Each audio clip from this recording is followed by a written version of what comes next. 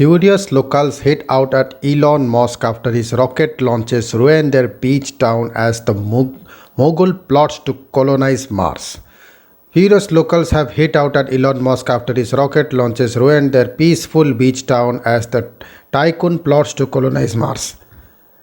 Families living in the idyllic coastal village of Boca Chica in Texas have complained of towering cranes, fuel silos, and street packed with lorries as Musk builds his launch pad for his hopeful mission to Mars. SpaceX CEO has set his sights set on ferrying 1 million people to the red planet by 2050. But sirens, wailing, and rocket debris on the kerbs from the SpaceX facility in the rural village in Texas has been causing chaos for families and wildlife. Locals are routinely evacuated before rocket launches. The beach is sometimes closed off, and tourists flood the village to see the facility, Mail on Sunday reports. Speaking to the newspaper, Cherry Stevens, 60, said she finally accepted the company's persistent offer to buy her dream home and moved out of the village in October. It felt like a dictatorship moved in, and we had no powers to do anything to stop them, the store manager told the newspaper. It's not just we did not want this in our backyard. They stopped us using our own backyard. But resident Sheila Johnson is among 10 rebel residents battling the pressure to leave the remote slice of paradise to make way for Musk's grand ventures. The former social worker, who is now in her 70s, told the Mail on Sunday, "We had no idea it was going to be so humongous. But I still don't want to move from this lovely area when the beach is so close with all the birds." Johnson came from a family in the nearby town of Brownsville and said Boca Chica was for poorer people who did not have money for vacations. She said, "My father was a laborer and this was a place for poorer people who did not have money for vacations. So they would pack up their pickups with watermelon and sandwiches for a day on the beach.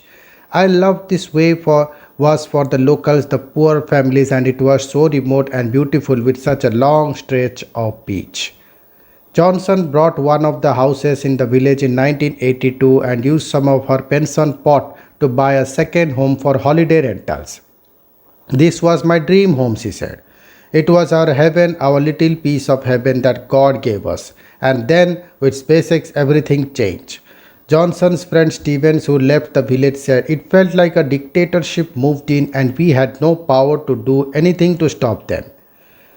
Conservationists have also fumed at Musk setting up camp in a wildlife zone that includes a state park and 500 migratory bird species pass through and turtles lay eggs.